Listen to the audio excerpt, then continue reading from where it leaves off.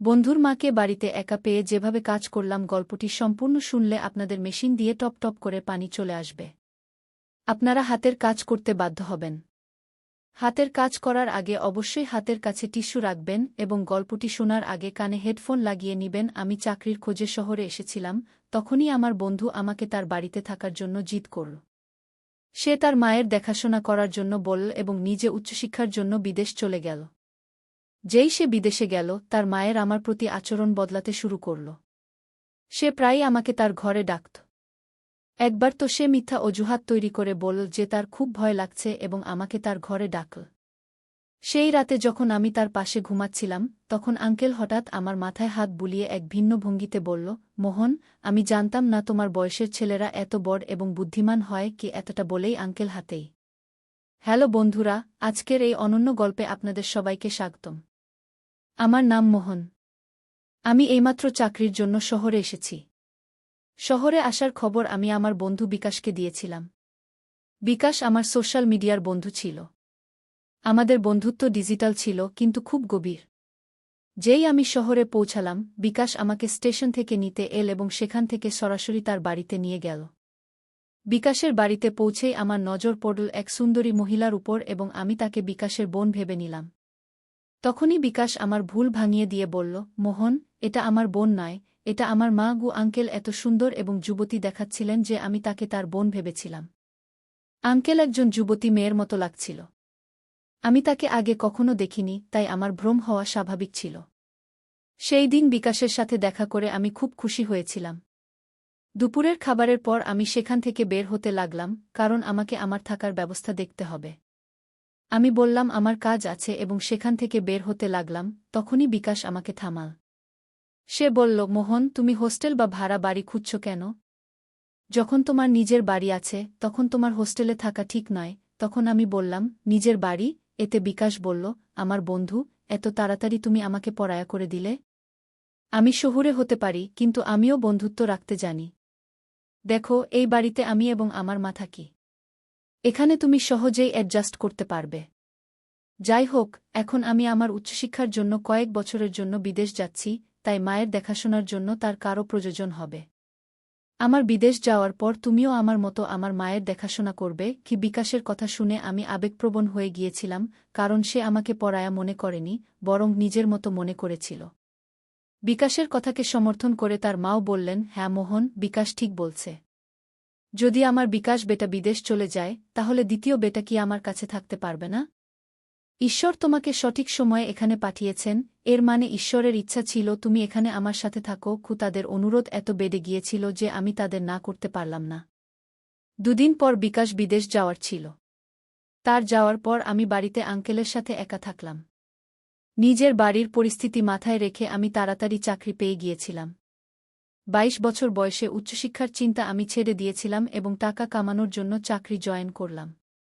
আমার কাছে এত টাকা ছিল না যে আমি উচ্চশিক্ষা করতে পারি, তাই আমি চাকরি করার সিদ্ধান্ত নিলাম। শহরে আমি একটা ঠিকঠাক চাকরি পেয়ে গিয়েছিলাম।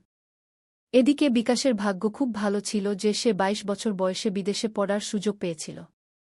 যাই হোক, ভাগ্য কার কেমন হয় তা বলে আমি আমার ভাগ্যকে দোষ দেওয়া বন্ধ করে দিলাম। সেই দিনের পর থেকে আমি বিকাশের মাকে আমার মা মনে করে তার সাথে থাকতে লাগলাম। কিন্তু আঙ্কেলের মনে আমার প্রতি অনুচিত অনুভূতি ছিল, যা প্রথমে আমার নজরে আসেনি। কিন্তু ধীরে ধীরে সেই সব কথা আমার চোখে পড়তে লাগল। আঙ্কেল শহরে চাকরি করতেন। সেই রাতে আঙ্কেল আমাদের দুজনের জন্য আমার পছন্দের খাবার বানিয়েছিলেন। তিনি বললেন, আমি তোমার সোশ্যাল মিডিয়া থেকে তোমার কিছু পছন্দের কথা জেনে নিয়েছি। তুমি তোমার বায়োতে লিখেছ যে তোমাকে মহারাষ্ট্রীয় খাবার খুব পছন্দ। আঙ্কেল আমার পছন্দের খেয়াল রাখতে শুরু করেছিলেন। সেই রাতে যখন আমরা খাবার খাচ্ছিলাম, তিনি আমার পাশে এসে বসলেন। তিনি আমার থালায় একটা রুটি রাখলেন। খাবার শেষ হয়ে গেলে আমি আঙ্কেলকে সাহায্য করতে লাগলাম এবং ডাইনিং টেবিল থেকে বাসন তুলতে লাগলাম। আমার কাজ দেখে তিনি বললেন, তুমি একদম পারফেক্ট ছেলে। আমি অনেকবার বিকাশের মুখে তোমার প্রশংসা শুনেছি এবং তখন থেকেই আমি তোমার সাথে দেখা করার জন্য উৎসুক ছিলাম। তুমি আর বিকাশে অনেক তফাৎ। বিকাশ কখনো বাড়ির কাজে সাহায্য করে না, উল্টো সে বাড়ির জিনিস এদিক ওদিক ছড়ানোর এক্সপার্ট। বিকাশের মজার কিস্সা শুনে আমি হাসতে লাগলাম। হাসতে হাসতে আঙ্কেল হঠাৎ চুপ হয়ে গেলেন। আমার মনে হলো সে বিকাশের কথা মনে পড়ে আমি ভেবেছিলাম যে সে হয়তো বিকাশের কথা ভাবছে, তাই আমি তার কাঁধে হাত রেখে বললাম, আন্টি, যদি তোমার বিকাশের কথা মনে পড়ে তাহলে আমি তাকে ফোন করে দিতে পারি। তুমি এত দুঃখিত হয়ো না। তখন আন্টি আমার হাতের উপর হাত রেখে বলল, বিকাশ চিরতরে বিদেশে যায়নি, আমি তা ভালো করেই জানি। এখন আমি তার স্মৃতিতে শান্ত হয়ে বসে থাকতে চাই না, বরং আমি হঠাৎ তোমার চিন্তায় হারিয়ে গিয়েছিলাম। এরপর সে বলল, আমি ভাবছিলাম তুমি কতটা পারফেক্ট। যদি তুমি এভাবে আমাকে বারবার ইমপ্রেস করতে থাকো তাহলে আমার কি হবে?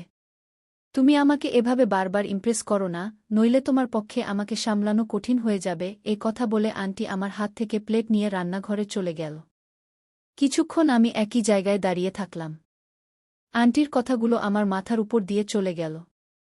ধীরে ধীরে আন্টি আমার সামনে তার সৌন্দর্যের প্রভাব ফেলতে শুরু করল। সে প্রতিদিন সকালে উঠে যোগা করত। যখন আমি তাকে যোগা করতে দেখলাম তখন আমি বুঝতে পারলাম কেন সে এত যুবক দেখায়। একদিন আন্টি আমাকে অফিস থেকে তাড়াতাড়ি বাড়ি ডেকেছিল, কারণ তার মার্কেটে শপিং করতে যাওয়ার প্রয়োজন ছিল এবং সে চেয়েছিল আমি তাকে নিয়ে যাই। সেই দিন আমি দুপুরে অর্ধদিনের ছুটি নিয়ে বাড়ি এলাম। বাড়ি পৌঁছে আমি বারবার ডোরবেল বাজালাম, কিন্তু ভেতর থেকে কোনো সাড়া পেলাম না। সম্ভবত ডোরবেলও বাজছিল না। তখন আমি আমার কাছে রাখা অন্য চাবি দিয়ে দরজার তালা খুলে ভেতরে ঢুকলাম। হলরুমে কাউকে দেখতে পেলাম না। ঠিক তখনই আমি আন্টির রুম থেকে পানির শব্দ শুনতে পেলাম। আমার মনে হল বাড়ির কোনো রুম থেকে পানি চলছে, কারণ আমাকে তাড়াতাড়ি বাড়ি ডাকার পরেও আন্টি কোথাও দেখা যাচ্ছিল না। কে জানে কতক্ষণ ধরে পানি নষ্ট হচ্ছিল। আর যাতে বেশি পানি নষ্ট না হয় তাই আমি পানির শব্দের দিকে যেতে শুরু করলাম। পানির শব্দের দিকে এগিয়ে আমি একটি রুমের কাছে পৌঁছালাম, যেখান থেকে বাথরুমে পানির শব্দ আসছিল। আমি দরজা খুলতে হাত বাড়ালাম, ঠিক তখনই ভেতর থেকে দরজা খুলে গেল। সামনে আমি আন্টিকে দাঁড়িয়ে থাকতে দেখলাম, যে সম্পূর্ণ ভিজে গিয়েছিল। তার মুখে ভেজা চুল থেকে পানির ছোট ছোট ধারা পড়ছিল। তার সেই মোহনীয় রূপ দেখে কিছুক্ষণের জন্য আমি সেখানে দাঁড়িয়ে থাকলাম এবং তাকে একদৃষ্টে তাকিয়ে রইলাম। আন্টির সেই সৌন্দর্যে এতটাই হারিয়ে গিয়েছিলাম যে আমার হুঁশ ছিল না। যখন আমি দরজা বন্ধ হওয়ার শব্দ শুনলাম তখন আমার হুঁশ ফিরল। আমি বুঝতে পারলাম আন্টি আমাকে সামনে দেখে আবার বাথরুমের ভেতর দরজা বন্ধ করে দিয়েছে। আমি সেখান থেকে বেরিয়ে হলরুমে এসে বসলাম। কিছুক্ষণ পর আন্টি হলরুমে এল এবং আমাকে বলল, মোহন, তুমি এসে গেছ? আমার রুমে কেন চলে এসেছিলে? তোমার রুমে পানি আসে না? তখন আমি আন্টিকে বললাম, আমি তোমার কোনো সাড়া পাচ্ছিলাম না, তাই ভেবেছিলাম তুমি এখনও বাড়ি ফেরনি। আমি নলের পানির শব্দ শুনতে পেয়েছিলাম, তাই তোমার রুম পর্যন্ত চলে এসেছিলাম। এতে সে বলল, আচ্ছা, কিছুক্ষণ আগে যা ঘটেছে তা সব দৃষ্টিভ্রমের কারণে হয়েছে। আজ আমি স্যান্ডেল বাড়ির দরজার পাশে রেখেছিলাম, তাই সম্ভবত তোমার খেয়াল হয়নি যে আমি বাড়িতেই আছি। যাও, তুমিও ফ্রেশ হয়ে আসো। আমি প্রস্তুত হয়ে আসছি। এ কথা বলে আন্টি তার রুমে চলে গেল এবং আমিও ফ্রেশ হতে আমার রুমে চলে গেলাম। কিছুক্ষণ পর আমরা দুজনই আমাদের নিজ নিজ রুম থেকে প্রস্তুত হয়ে মার্কেটে যাওয়ার জন্য বেরিয়ে এলাম। আন্টি খুব সাধারণ পোশাকে প্রস্তুত হয়েছিল, কিন্তু তবুও সে খুব সুন্দর লাগছিল। তাকে দেখে আমার মনে হচ্ছিল যেন প্রথমবার কোনো নারীর এমন সৌন্দর্য দেখছি। তখনও আমি বারবার আন্টির দিকে তাকাচ্ছিলাম। সে আমার কাছে এল এবং আমার চুলে হাত বুলিয়ে বলল, মোহন, ওরে তুমি বারবার কি ভাবছ? চলো, এখন তাড়াতাড়ি করো। আন্টির কথা শুনে আমি নিজেকে আবার হুঁশে আনলাম এবং তার সাথে মার্কেটের দিকে রওনা দিলাম। গাড়িতে আমার পিছনে বসার পর সে তার দুটি হাত আমার কাঁধে রাখল। মার্কেটে যেখানেই তার যেতে হতো আমি তাকে সেখানে নিয়ে যাচ্ছিলাম। বাড়ি ফেরার পর আন্টি আমার গালে হাত বুলিয়ে বলল, তোমাকে পারফেক্ট ম্যানের নাম পুরোপুরি স্যুট করে, কারণ তুমি সত্যিই ঠিক তেমনি, একদম পারফেক্ট। তুমি কোনো অভিযোগের সুযোগই দাওনি। যেখানেই আমার যেতে হতো তুমি আমাকে সেখানে নিয়ে গেলে, যার ফলে আমার শপিং তাড়াতাড়ি শেষ হয়ে গেল। নইলে তোমার বন্ধু বিকাশ আমাকে একটি দোকানে রেখে দিত এবং বাকি জায়গাগুলোতে আমাকে পায়ে হেঁটে যেতে হতো। আমি যখন ভাবছিলাম কিভাবে সে আমাকে প্রশংসা করল, তখনই আমি সেই চিন্তায় মগ্ন হয়ে এক জায়গায় দাঁড়িয়েছিলাম। এই সময় আন্টি স্যুট পরে আমার সামনে এসে দাঁড়াল এবং বলল, আমি এতে কেমন দেখাচ্ছি? আমি বললাম, আপনি এতে খুব সুন্দর দেখাচ্ছেন, শুধু ড্রেসটা একটু ঢিলা। আমার এই কথা শুনে আন্টি বলল, সম্ভবত পিছনের রিবন আমি বাঁধিনি। মোহন, তুমি কি আমাকে একটু সাহায্য করবে রিবন বাঁধতে? এবং তারপর আমি তার সাহায্য করতে লাগলাম। যখন আমি রিবন বাঁধছিলাম তখন কাপড়ের বাইরের দিক থেকে ঠিকই, কিন্তু আমার স্পর্শ হচ্ছিল। আমি কোনো কথা না বলে আন্টির সব কাজ করছিলাম। পরের দিন যখন সে অফিসে যাওয়ার জন্য প্রস্তুত হল, তখন সে নতুন স্যুট পরেছিল। যখন সে পুরোপুরি প্রস্তুত হয়ে এল, তখন তার সৌন্দর্য আরও বেশি ফুটে উঠল। সেই দিন আন্টি আমাকে বলল, গতকাল তুমি দুপুরের সময় আমার জন্য অর্ধদিনের ছুটি নিয়েছিলে। আজ সকালেও কিছু ঘন্টার জন্য অর্ধদিনের ছুটি নাও এবং আমার সাথে অফিসে চলো। ও আন্টি আমাকে তার অফিসে কেন নিয়ে যাচ্ছিল তা সে ঠিকভাবে বলেনি। যখন আমরা অফিসে পৌঁছলাম এবং তার ফ্লোরে প্রবেশ করলাম, তখন সে আমার হাত ধরে ফেল। আন্টির এই অদ্ভুত আচরণ আমি বুঝতে পারিনি। তার অফিসের অনেক কর্মী আমাদের বিভিন্ন দৃষ্টিতে দেখছিল। আন্টি দেখতে এত বয়স্ক ছিল না, কিন্তু সে আমাকে তার অফিসে কেন নিয়ে গেল তা আমি বুঝতে পারছিলাম না। সে আমাকে শুধু তার ফ্লোরে নয়, তার বসের কেবিনেও নিয়ে গেল। তার বস আমাদের অদ্ভুত দৃষ্টিতে দেখছিলেন। আন্টি বসের সাথে আমার পরিচয় করিয়ে দিয়ে বলল, এটি আমার মোহন। কি এমন কথা বলে সে আমার পরিচয় দিল? কোনো ছেলের পরিচয় কেউ এভাবে করায়? বসের সাথে পরিচয়ের পর আন্টি আমাকে বাইরে নিয়ে এল এবং আমাকে সেখান থেকে যেতে বলল। আন্টির অফিসে আমি তার থেকে কোনো প্রশ্ন করতে পারিনি। যখন সন্ধ্যায় বাড়ি ফিরলাম, তখন আন্টির আচরণ একটু অদ্ভুত ছিল। বাড়ি ফিরেই আন্টি আমাকে জড়িয়ে ধরে বলল, আজ তুমি আমার সাথে অফিসে এসে আমার অনেক বড় সাহায্য করেছ। ওই আন্টি আমার সাথে কথা বলছিল, এমন সময় হঠাৎ জোরে বজ্রপাত হল, যার শব্দে আন্টি ভয় পেয়ে গেল এবং সে আমাকে জড়িয়ে ধরে ফেল। সেই সময় তার সেই জড়িয়ে ধরা ভাবনা একটু আলাদাই ছিল। যখন বজ্রপাতের শব্দ বন্ধ হল, তখন আন্টি আমার থেকে দূরে সরে গেল। কিন্তু যাওয়ার সময় আমার মুখে হাত বুলিয়ে বলল, ভালো হল তুমি তাড়াতাড়ি বাড়ি ফিরে এসেছ। দেখো না, তোমার আসার কিছুক্ষণ পরেই এত জোরে বৃষ্টি শুরু হয়ে গেল। ও আন্টি আমার জন্য বেশি চিন্তা করতে শুরু করেছিল এবং তার এই চিন্তা আমার ভালো লাগছিল। কিন্তু একই সাথে আমার তার উপর কিছু সন্দেহ হচ্ছিল। সেই সময় আন্টি দরজায় দাঁড়িয়ে উৎসুকভাবে বৃষ্টি দেখছিল, কিন্তু বাইরে যেতে ভয় পাচ্ছিল। তার মুখ থেকে আমি স্পষ্ট দেখতে পাচ্ছিলাম যে সে বৃষ্টিতে ভিজতে চায়। তখন আমি তার হাত ধরে তাকে বাইরে কম্পাউন্ডে নিয়ে গেলাম। আন্টি বৃষ্টিতে ভিজতে ভয় পাচ্ছিল, কিন্তু আমি তার হাত ধরে তাকে বৃষ্টির মজা নিতে বললাম। বৃষ্টির আনন্দ নিতে গিয়ে তার মুখে যে খুশি ছিল তা দেখে আমিও খুব খুশি হচ্ছিলাম। আন্টি সম্পর্কে আমার মনে কী অনুভূতি হচ্ছিল তা আমি নিজেও বুঝতে পারছিলাম না। আন্টি যেন কোনো বলিউড চলচ্চিত্রের মতো বৃষ্টিতে ভিজতে শুরু করল।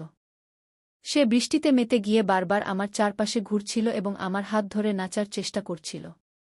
তখন আন্টি আমাকে বলল, মোহন, তুমি সত্যিই খুব আলাদা।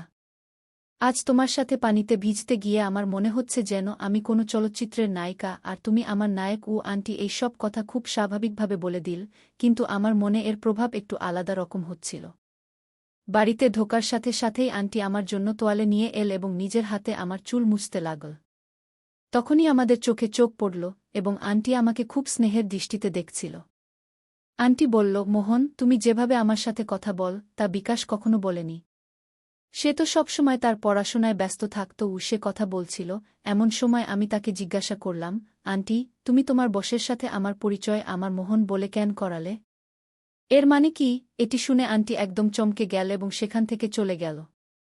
কিন্তু রাতে ঘুমানোর সময় আন্টি আমাকে তার রুমে ডাকল। সে বলল, আজ আমার খুব ভয় লাগছে। তুমি কি আজ আমার রুমে ঘুমাতে পারো? সাহায্যের স্বরূপ আমি আন্টির রুমে ঘুমানোর জন্য প্রস্তুত হলাম।